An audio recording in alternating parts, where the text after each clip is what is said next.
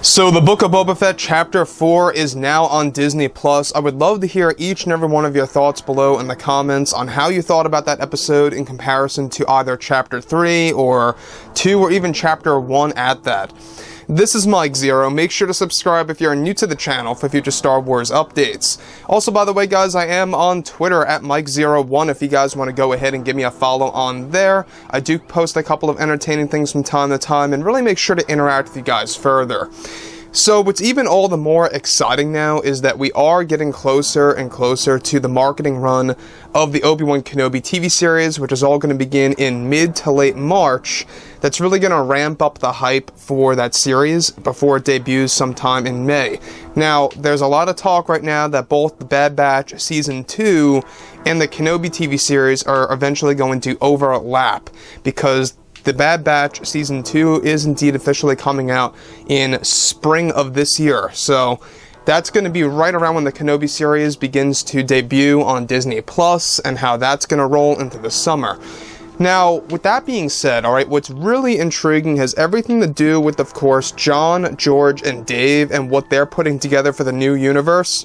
We already know that they are cherry-picking tons of aspects from Star Wars Legends and really mixing it in with the new, as well as taking some of the unused material from Legends back in the 1990s and the early 2000s. We're talking about all of the stuff that was not approved by George Lucas back then, that was pitched to him by creators, that is now going to be used in new Star Wars TV shows, books, novels, comics, and even video games at that.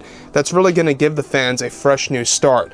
Now, with that being said, one thing that a lot of fans have been very much skeptical about is everything to do with Kathleen Kennedy and Leslie Headland's treatment of Star Wars, with, of course, the new series, The Acolyte. Now, The Acolyte is still slated for a 2023 release, and what Kathleen Kennedy recently had to say wasn't really all that inspiring at all.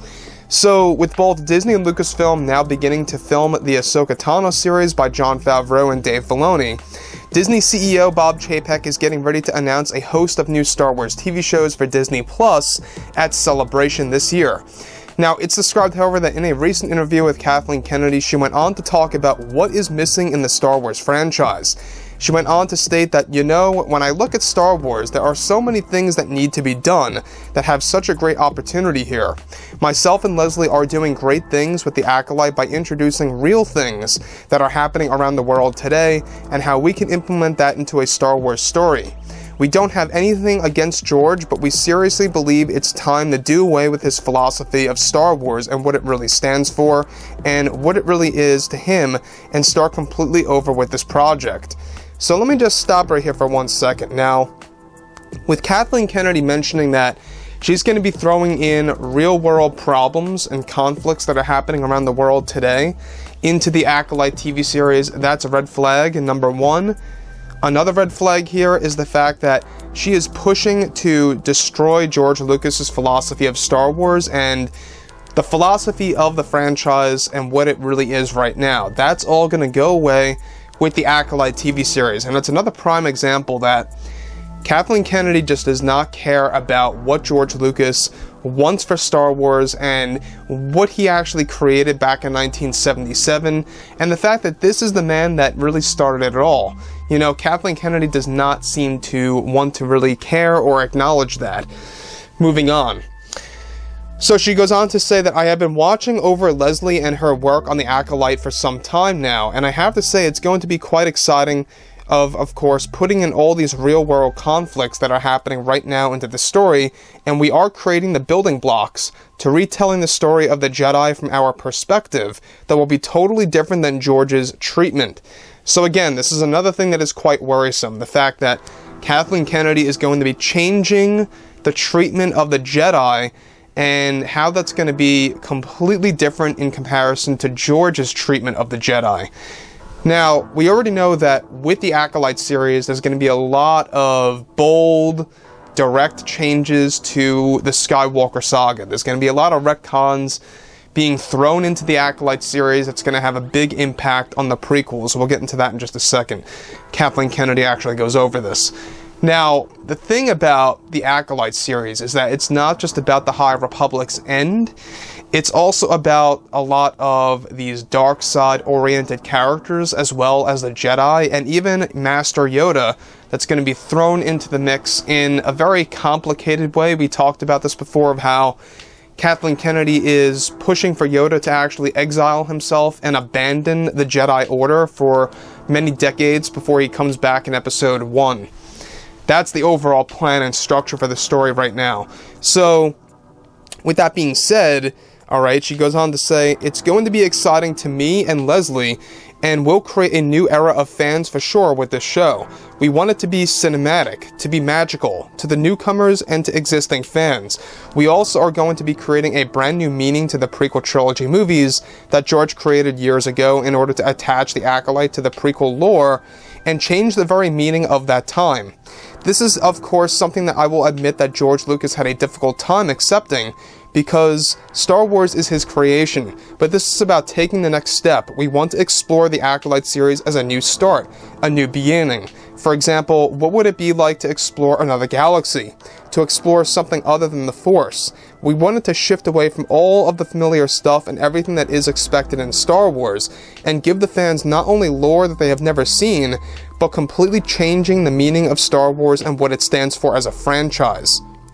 Again here, I mean, the examples that she laid in there is kind of very, very concerning.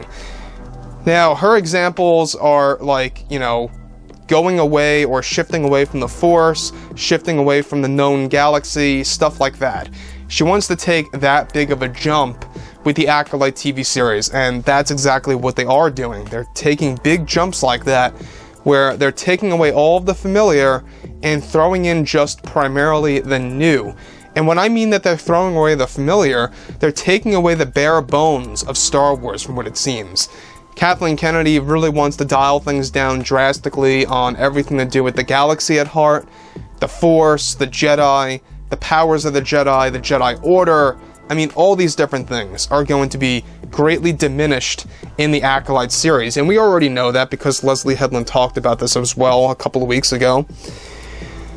Now, she goes on to unveil that we have great diversity in this show, probably the best example of it out of every Star Wars project by Disney since 2015 for Star Wars, and I couldn't be more excited. We know that many fans are going to have issues with this and these directions that we are chasing.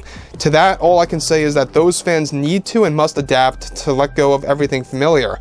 It's all been there, done that at this point, and it's not up to the fans to tell a story. It's not the fans' right to demand what the writers are to create on this blank canvas. This series is so exciting because of all the great creators coming to join us on the show.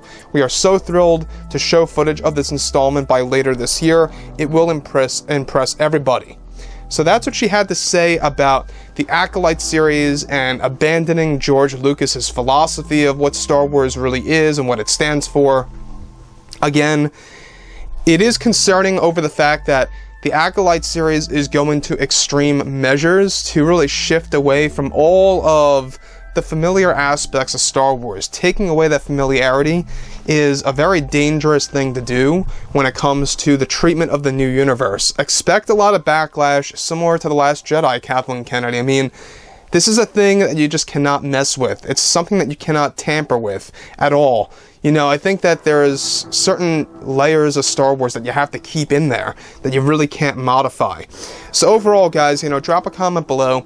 Let me know through all of this in the comments, and if you guys did enjoy the content for today, do make sure to drop a thumbs up on this video to support the channel. I thank you all so very much for the kind support, and I'll catch you guys next time.